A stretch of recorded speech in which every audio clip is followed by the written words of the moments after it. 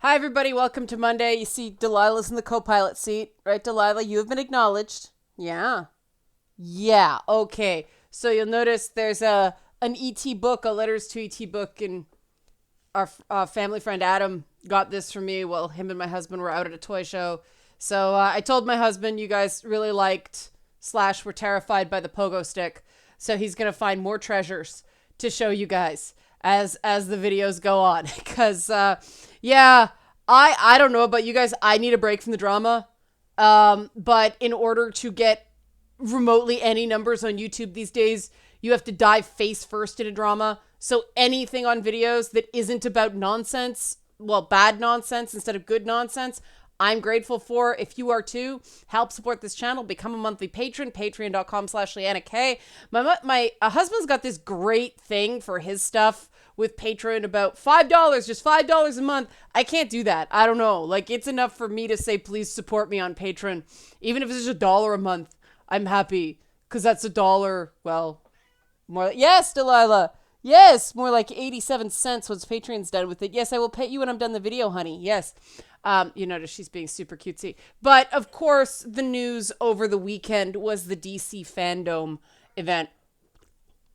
I admit I don't entirely understand the name for a purely online thing, but we got a first look at the Batman, at the Suicide Squad movie, the Suicide Squad game, and then another Wonder Woman trailer, among other things. I'm not going to bother talking about Shazam because all they really announced was the title of the upcoming sequel, and then they goofed around for the rest of it talking about how they couldn't talk about it. So not really much to talk about there.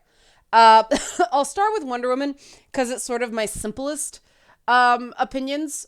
It looks like they're borrowing very heavily from the George Perez run in the late 80s and early 90s, which makes sense. I mean, okay, the Perez run didn't start until 1987, and this is set in 1984, but the whole thing with Maxwell Lord and all that stuff, sorry about the coughing, it's allergies, patrons will hear more about those shits and giggles. Yeah, it really, and the fact that one of the things that run did that was really interesting is it dealt on sort of Wonder Woman's image, how Wonder Woman was perceived by then modern readership, and how other women found a woman that perfect kind of intimidating. And there was this whole publicist character, and Wonder Woman was sort of learning about it's not just the good you do, it's about how people perceive you. And then, of course, you've got Maxwell Lord, who was inspired in the 80s by those sort of celebrity billionaires. Of course, Donald Trump was first and foremost among them. So it's a natural fit. So that looks good. The cheetah arc that they're doing looks interesting. I hope it's not too close to Michelle Pfeiffer's Catwoman in that Batman movie. I hope they go their own direction with it. Fingers crossed. Moving on to, I guess we'll do the Batman. We'll save the Suicide Squad stuff for the end. Yes, Delilah, I will pay attention to you. Oh, you're leaving. Oh, no, you're coming over. Okay, hello, honey. This is more important than comic book. Oh, no, you're just making me know you're leaving. Okay, cats. The Batman trailer, I mean, it's a Batman trailer. I guess the first thing we can sort of go with is Robert Pattinson doesn't look awful in the suit. Yay! Number one, we see very little of Zoe Kravitz as Catwoman. We see a lot of, Jeffrey Wright's Commissioner Gordon. But otherwise, it's kind of very much a Batman movie with Batman movie beats. It's supposed to be a year 2 thing, and then there's an HBO series that's going to be kind of a prequel to the movie. Stacking these things is a risk. Just because Marvel did it doesn't mean it's something you can replicate. Kind of interesting that HBO is jumping on the superhero bandwagon. I guess they liked what Watchmen did for them. But other than that, it's hard to say. The movie's only apparently like 25% shot because of COVID-19. We don't even have a firm release date for it yet because, it will probably be pushed into 2021. One thing I am interested in is the Riddler as the main villain. I think that's long overdue. I think that people think the Riddler is a goofy villain. I thought that the Arkham games showed that he could also be a scary and compelling villain. And it's a good one to sort of start before the sort of escalation theory that modern Batman is sort of partially based on took hold. It's a good villain to start with. I think it's smart to not go with the heavy hitters, especially since, the Joker standalone movie was such a colossal thing. Best to let the Joker kind of rest in direct Batman movies. Well, that's going strong because then they have to make a decision of who's canon Joker, and that means that, the most successful Joker is not traditional canon Joker. And Batman has a very, very good rogues gallery, and I think that the fixation on the Joker doesn't give other characters the time to shine. Apparently the Penguin is also in that movie, but I didn't see much of him in the trailer. So moving on from that, the Suicide Squad movie looks really, really fun. I mean, James Gunn has a real talent for those misfit teams. And Suicide Squad at its best is like that. The challenge with DC is that while the sort of C and D list team books don't sell as well as Superman, Wonder Woman, Batman sort of thing. Okay, Wonder Woman historically does not sell well, but Batman is sort of the marquee. People who read those books, who actually find them and read them, like myself, love them. Teams like Doom Patrol, teams like Suicide Squad, teams like Secret Six. Writers have freedom to write fun, interesting, challenging stories with those characters in a way they don't with the big three or with the extended Justice League characters. The thing I liked about what I was looking at in the trailer is one, they said it's going to be basically a 70s war movie, which, traditionally, the thing that the Suicide Squad original movie did not capture for me was the fact that in the books, characters died. There was this rotating cast because the whole reason it's called the Suicide Squad is they're sent on suicide missions to get time knocked off their sentences.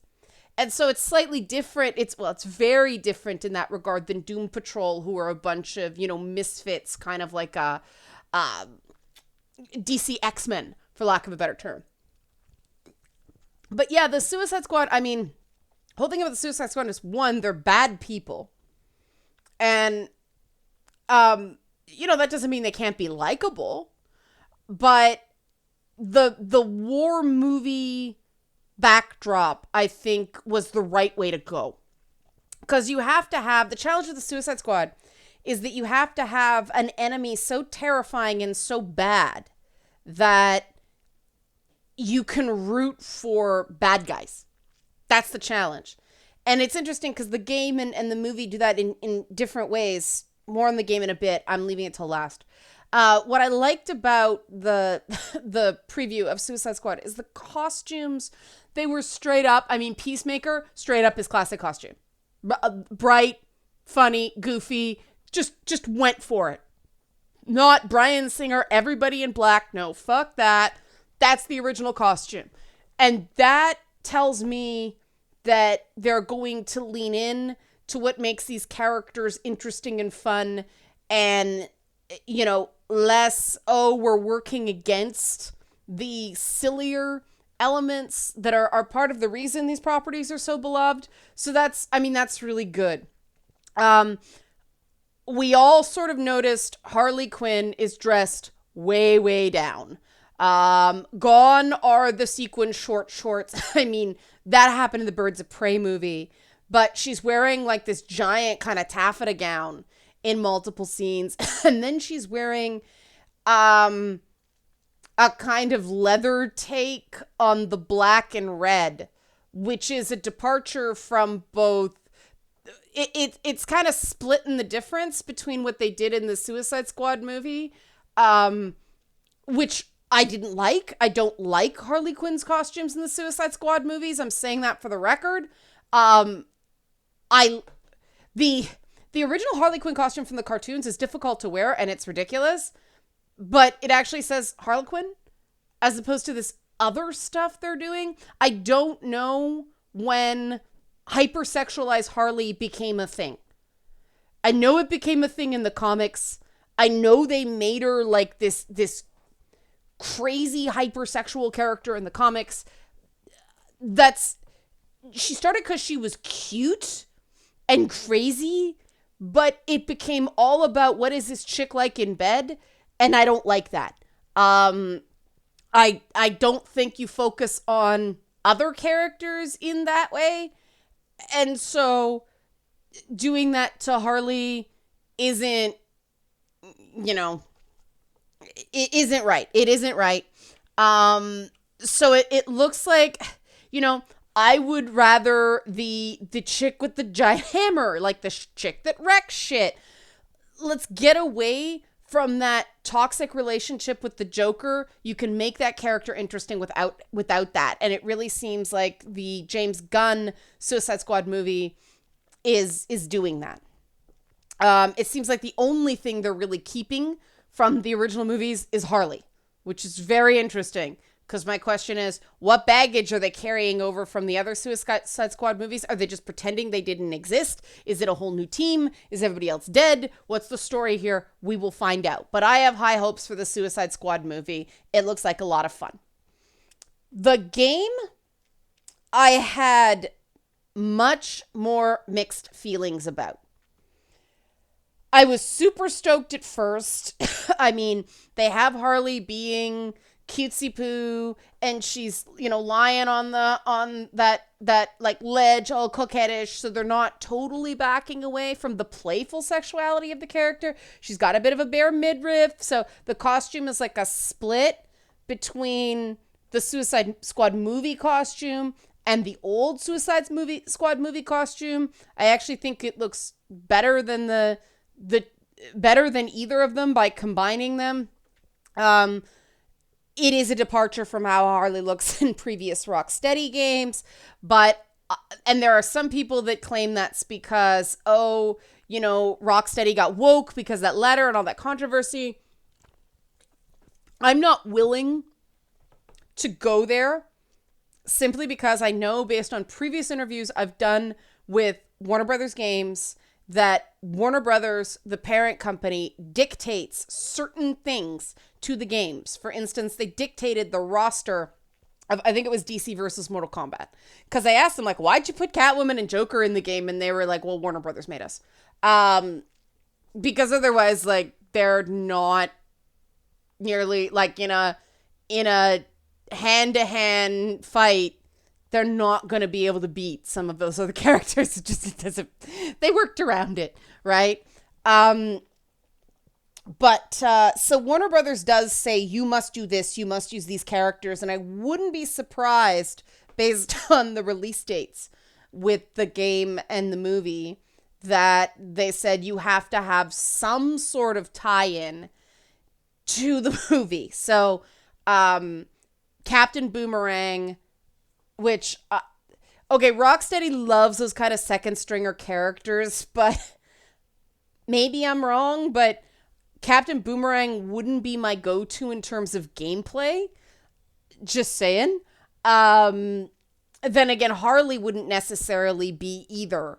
So, King Shark? Hell yeah! I was very excited to see that. And now I'm forgetting. Oh, it's Deadshot. Makes sense, right? So I suspect there was a bit of Warner saying you have to do these elements because of the movies. So I'm not going to lay that at their feet. I personally would have preferred a complete redesign for Harley, so it's very clearly video game Harley and not, oh, is this an extrapolation of the movies into the game? I would have preferred completely separate universes. They may not have had that freedom. They may have wanted it to sort of tie in and for one to sort of, you know, in terms of shared marketing, one to sort of feed off the other. If they had no control over that, they had no control over that. The idea of using Brainiac, that particular Brainiac taking over Metropolis, I loved that story in the Superman comics. I thought it actually gave a character that had menace. But then it slid into that. It's become a crutch at this point, and I know people like it, which is why they do it. But this whole thing of evil Superman with the fucked up eyes, right? They're not red, they're purple because he's being controlled by Brainiac. Now, I am hoping against hope that these are clones, like constructs, like copies of the Justice League created by Brainiac. Because I will tell you right now, I have no interest in killing the Justice League. The subtitle, the tagline for the game made me have no interest in the game. I understand why Suicide Squad going in and, you know, fighting in dirty war zones like, you know, Black Ops contractors didn't have enough sizzle for a game. They rooted it in Metropolis to have a map the way Arkham City did. I think it looks a little bit too much like Gotham, only brighter. Now, brighter, not bad. But okay, I get it, the WB water tower, and they got it there, but it just looks so similar. And I went from being, okay, this is cool, I like the roster, all right, yeah, cool. Captain Boomerang's a douche as he should be. And then, oh, it's another city exploration, urban open world game. Sigh. I hope I'm wrong. But that's what it looked like to me. And I have no interest in killing Superman, Batman, Wonder Woman, The Flash, and whoever they decide is the fifth member, Aquaman, Martian Manhunter, whoever. I don't want to kill those characters. I like those characters. I don't want to get into this stupid fanboy fight within the game. So if it's clones, okay. But then that's not actually the Justice League. If we're actually killing the Justice League, I'm really not interested. Like, why does DC have such a hate on, first of all, for Superman, but in general, they're more licensable characters? Why is there no Wonder Woman game? It would be so easy to make a Themyscira game, a Paradise Island game. It's like an RPG with the other Amazons. Wonder Woman doesn't have to be even in it. Just use the other characters. Or make a Wonder Woman game that's set in like the First World War, or even the Second World War, or something like that. Make a game that's the intervening time between Wonder Woman 1 and Wonder Woman 1984, right? Instead of that, we've got another Kill the Justice League game, which is Injustice all over again. Like, is this the only move DC has in video games now? I hope not. You know, are they so incapable of making something that anybody is interested in that isn't inherently nihilistic? I mean, the Spider-Man game shows you don't have to be nihilistic for people to want to play the game. It just has to be really fun. And I admit the way they were kind of swinging through all that way, it looked kind of like Spider-Man. So between now and release, Rocksteady is going to have to show me that this game is just not derivative of other things. Because a roster I like is not enough. I did my time on Last of Us 2. I don't want to play a game where it's just suffering and, you know, I'm not going to buy that the actual Justice League has suddenly turned bad, even if they're mind controlled by Brainiac, and I'm not going to buy that killing them is the only solution.